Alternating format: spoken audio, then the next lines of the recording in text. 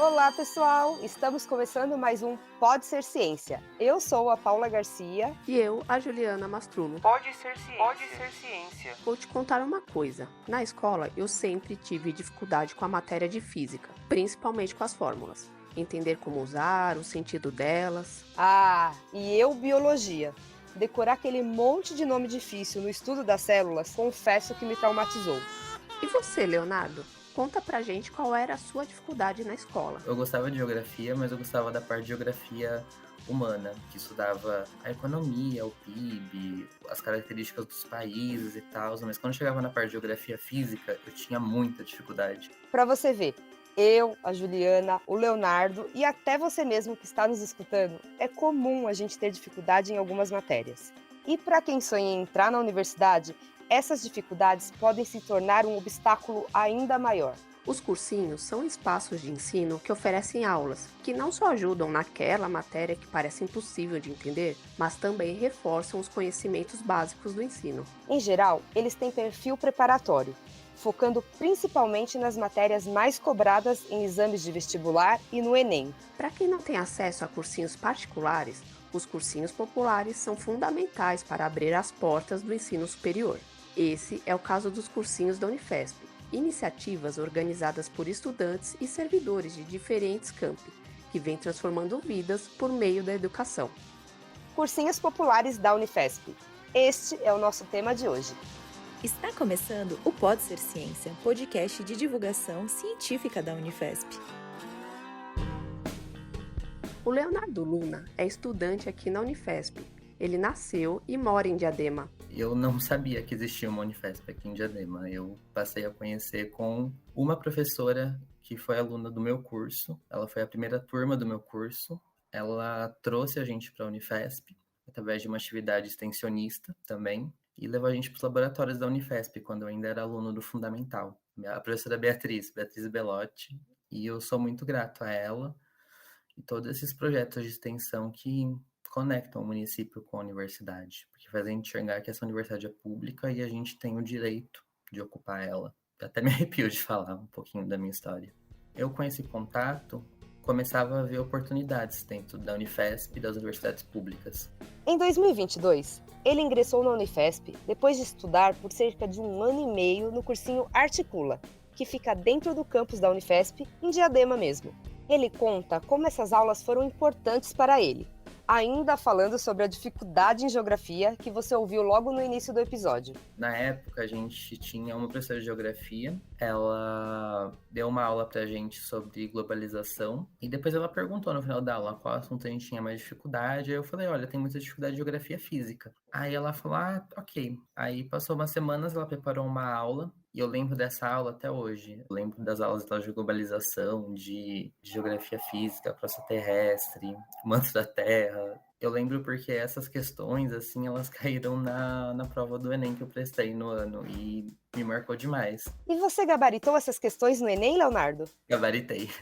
Ele lembra do momento em que passou na universidade para cursar ciências, um dos 57 cursos de graduação da Unifesp. Como a gente ainda estava num sistema meio pandêmico no comecinho de 2022, foi em casa, eu estava no SISU, né, acompanhando. Eu lembro que eu contei para minha mãe, a gente pediu comida turca, que eu nunca tinha experimentado, mas estava à vontade de comer, e a gente comemorou, porque eu fui o primeiro da minha família a entrar numa universidade pública. É uma coisa que eu tenho muito orgulho de falar, e minha família também tem muito orgulho. A Eliane de Souza Cruz é a atual coordenadora adjunta do Núcleo de Cursinhos Populares da Unifesp, o Núcleo, e é uma das responsáveis pelo cursinho Articula, o mesmo que Leonardo estudou. A gente transforma a vida, né, encoraja sonhos, e depois a gente assiste de camarote. É lindo, né, gente? Depois eles vão nos avisando, sabe? Então, assim, é muito, muito, muito gratificante, né? É com essa empolgação que ela lembra dos estudantes que tiveram suas vidas influenciadas pelos cursinhos populares da Unifesp. É, assim, emocionante, né? Em vários momentos, assim, eu já chorei, já me emocionei, estando com os alunos, assim, em aulas, ou mesmo na época em que sai o resultado, sabe? Que eles começam a escolher os cursos, né? Além do cursinho Articula, no campus Diadema, a Unifesp também tem cursinhos populares em todos os outros campi. Na Baixada Santista, o Cardume. No campus Guarulhos, o cursinho comunitário Pimentas. No campus Osasco, o Helena Pignatari. Em São José dos Campos, o cursinho popular comunitário. No campus São Paulo, o cursinho Janine Abuláfia, também conhecido como Cuja. No campus Zona Leste, o cursinho Baobá, que está em construção e em breve estará disponível para os estudantes. Pode Ser Ciência, o podcast da Universidade Federal de São Paulo.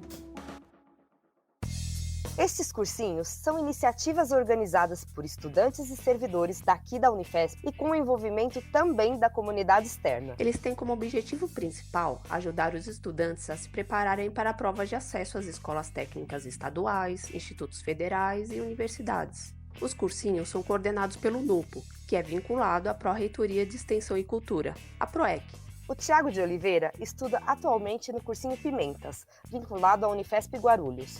Ele ainda não decidiu qual curso fazer, se pedagogia ou história, mas reforça a importância no ingresso neste cursinho.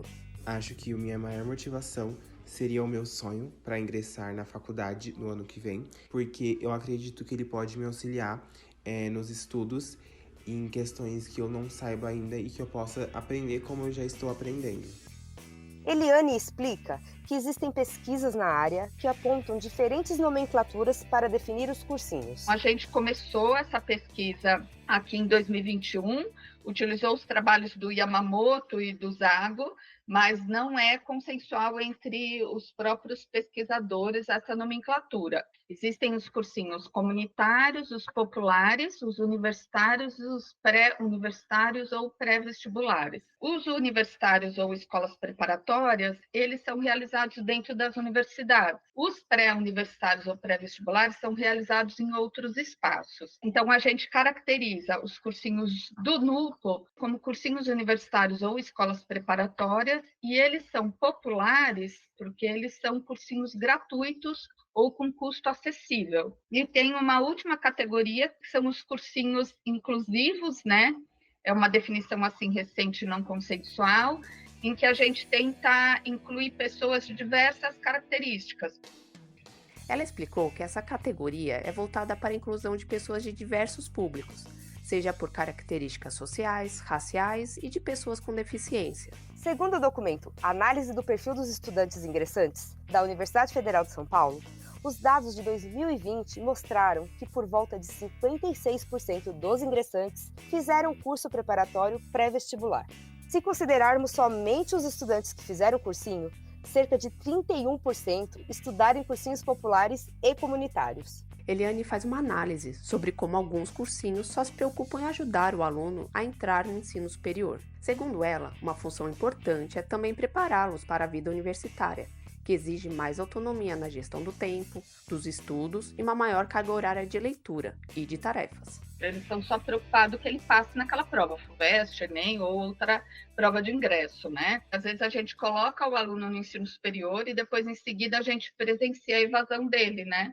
Não só por falta de formação, de lacuna, né, na formação básica, para aprovação aqui nas disciplinas, né, mas também por problemas na adaptação desse aluno, né, por desconhecimento ou falta mesmo de adaptação a esse universo acadêmico. Ela complementa e explica a importância dos cursinhos ocuparem os espaços físicos dentro de uma instituição de ensino superior. Eu desejo vida longa aos cursinhos universitários ou escolas preparatórias dentro das universidades, porque eu acho que eles podem fazer uma articulação entre os dois tipos de instituição, né, da educação básica e do superior.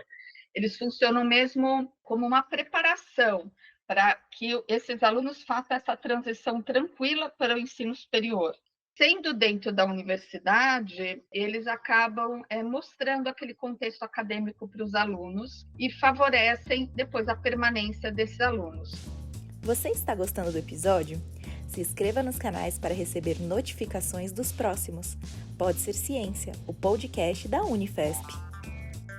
A importância social da educação pode trazer uma riqueza de experiências na vida de quem ensina e de quem aprende. É o que a gente percebe nas falas do Leonardo, da Eliane e do Tiago. Eu tenho o direito de estar lá, porque eu também sou cidadão. A educação é um direito constitucional. E quando eu entrei na universidade pública e eu vi todas as políticas por trás que estavam, desde o Reúne lá atrás, que expandiu as universidades e chegou uma federal para minha cidade, desde as políticas das leis de cotas, do Enem em si, da formação do SISU, eu fui entendendo que a partir do momento que eu ocupo um lugar, eu estou falando que ele existe. Essas discussões do cursinho, né, das cotas e da inclusão, como a gente já faz esse trabalho desde o cursinho, eu acho que esses alunos, depois quando entram na universidade, são alunos mais colaborativos, mais solidários, né? São alunos que acabam participando de projetos de extensão e têm essa preocupação social de trazer as pessoas de fora da universidade para dentro da universidade, ou seja, acolher como eles foram acolhidos. Estou adquirindo muito conhecimento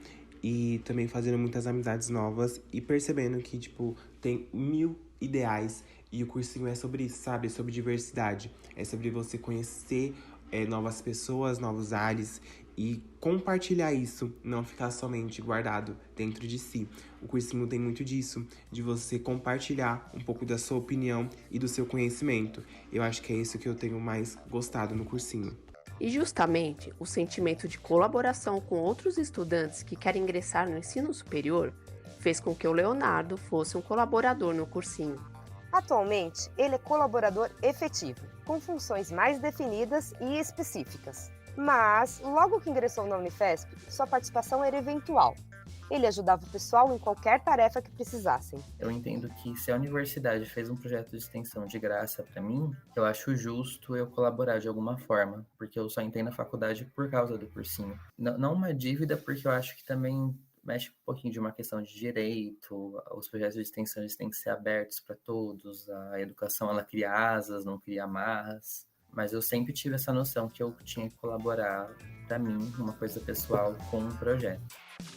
Eliane lembra como o Leonardo fala com carinho sobre a importância do cursinho. E ele fala assim, ai, o Articula, ele não sai do meu coração, eu vou estar, mesmo que eu termine a Unifesp, eu vou estar sempre aqui, o que o Articula fez por mim. A gente tem aqui muitos alunos, né, que eles foram os nossos alunos nos cursinhos e hoje eles são professores no cursinho ou estão trabalhando na gestão do cursinho. Nós temos vários casos, não só no Articula, como em outros cursinhos do NUPO, né? Mas aqui no Articula a gente não usa mais essa nomenclatura de voluntariado. Primeiro é que acaba estereotipando, né, que os cursinhos eles são militância, né? E aí isso acaba desresponsabilizando o poder público para apoiar os nossos projetos, os nossos cursinhos. Eles são considerados colaboradores não bolsistas, ou alguns estão fazendo créditos de horas complementares, outros precisam de um certificado que deram aula. Isso é importante para eles conseguirem emprego. E há vários lugares que valorizam, né, esse certificado dos alunos para o mercado de trabalho ou mesmo para ingresso em outros locais. Não é só ensino, né? E essa questão da gestão do cursinho, ela também é importante para esse aluno se desenvolver, né? Ou seja, não é só o ministrar a aula, né? As competências que esses alunos desenvolvem, o trabalho em equipe, tudo, eu acho que é muito importante. Eles não estão ajudando, né? Eles estão mesmo ali sendo formados na gestão de um projeto. E para gerir um projeto, a gente precisa de todas essas competências. Eliane complementa e faz uma análise sobre esse vínculo entre universidade e comunidade. Os cursinhos, eles são uma das atividades que os estudantes e servidores, eles entram em contato com os problemas e demandas da comunidade, porque ele é uma atividade extensionista, né? A gente não vai resolver todos os problemas da comunidade, mas a gente espera que a participação desses alunos em projetos, como os cursinhos, confrontando e vivenciando esses problemas e os desafios, tornem os nossos estudantes, né, melhores cidadãos e mais conscientes. A gente forma alunos para uma prática socialmente transformadora, né, nos espaços que eles forem estar. Se eles forem para uma empresa, eles vão pensar nas empresas sobre essas questões, né? Sobre de promover projetos sociais dentro da empresa. Se eles vão estar, por exemplo, nos seus consultórios médicos, de uma prática mais humanizada da medicina, ou se eles forem estar como professores em algum contexto, de ter essa preocupação, né, dos estudantes terem igualdade de oportunidades, né? A extensão universitária envolve ações entre a universidade e a sociedade em busca da troca de conhecimentos, seja por meios educativos, culturais, científicos. Eu acho muito importante essas políticas de extensão porque elas fazem enxergar a realidade do meio que a universidade está inserida, de acolher pessoas que nunca tiveram chance de ingressar no ensino superior. E muitas vezes, assim, nas estruturas, nas condições sociais que a gente vive, a gente se sente muito pequeno, a gente se sente muito sem voz, invalidado. O papel da extensão, o impacto social, é a gente se enxergar como sujeito, a gente enxergar como gente, como pessoa de direito. A gente está no município, a gente tem direito de usufruir desse município, a gente tem direito de ocupar os espaços públicos que ele fornece. Por outro lado, Eliane comenta sobre as dificuldades em manter os cursinhos. A gente precisaria manter os 12 meses de bolsa, isso a gente conseguiu, aumentar também o número de bolsas, dar custeio aos projetos de extensão e aos cursinhos, fomentar a pesquisa sobre cursinhos, né, sobre a educação popular, porque os cursinhos eles também têm uma ligação com os movimentos sociais, né? Uma outra dificuldade é a falta de recursos humanos, então a gente precisaria ter servidores fixos, né, na equipe de gestão dos cursinhos, com tempo disponível para esse trabalho, ou ter um concurso específico para fazer a gestão de cursinhos e até outros projetos. Apesar das dificuldades nessa caminhada, Eliane acredita que a universidade só tem a ganhar ao investir nos cursinhos. Eu fui dar uma palestra no ENCAMP, o Encontro Nacional dos Cursinhos Universitários, e aí eu terminei assim: a universidade que investe em cursinhos universitários investe no seu próprio fortalecimento. Os cursinhos populares, eles fortalecem a universidade pública socialmente referenciada. E para isso a universidade precisa fortalecer os cursinhos. Tem que ter aí uma relação, assim, sinergia entre esses dois. Tiago e Leonardo discutem como os cursinhos podem ser a chave para transformar sonhos em realidade e a importância de estar aberto a novas oportunidades no aprendizado. E para você que tem alguma dúvida sobre algum vestibular, ou se você vai fazer o Enem, por exemplo, ou entre inúmeros vestibulares, eu recomendo você fazer o cursinho popular, porque no meio da periferia o cursinho tem como objetivo instruir jovens a se prepararem para os vestibulares, se prepararem para os seus sonhos. O cursinho ele é uma oportunidade. Às vezes você não vai se adaptar a ele, às vezes você pode até questionar, olha, não tá dando certo para mim, porque talvez você estude para a redação do Enem, mas talvez você não passe a técnica que você desenvolveu, não passe no curso que você queria, mas vai que você presta um concurso e com as técnicas que você aprendeu, você passe. A gente sempre aprende alguma coisa. Ser aberto ao conhecimento é você se abrir a uma oportunidade. Muito legal esta conversa com eles. E você? Quer saber como estudar em um cursinho aqui da Unifesp? Cada um deles tem características próprias, como regras, número de vagas e carga horária. As inscrições normalmente são feitas entre os meses de janeiro e abril, e alguns no meio do ano, em julho e agosto. O ideal mesmo é você ficar atento às nossas redes sociais, ao site da Unifesp e de cada cursinho. Assim, você fica sabendo das datas, períodos das inscrições e outras informações. Deixamos na descrição desse episódio um link com a lista completa. Pode Ser Ciência, podcast da Unifesp. Cursinhos populares. Este foi o tema de hoje do Pode Ser Ciência. E aqui vai um spoiler sobre o nosso próximo episódio: descarte de resíduos. A gente vai saber como descartar pilhas, remédios, equipamentos eletrônicos de forma correta e que não prejudique o meio ambiente. Não vai perder, né? Até mais! Gostou do episódio? Você pode escutar novamente e compartilhar com as pessoas. Busque Pode Ser Ciência nas plataformas de áudio e no YouTube, youtube.com/Unifesp Oficial. O Pode Ser Ciência é uma realização do Departamento de Comunicação Institucional da Universidade Federal de São Paulo. Eu sou a Paula Garcia. E eu, a Juliana Mastrulo. Também participaram desta produção Jean Silva, Letícia Gualberto, Loiane Villeforte, Reinaldo Jimenez e Rosângela Martins. Esse foi o Pode Ser Ciência, o podcast de divulgação científica da Universidade Federal de São Paulo.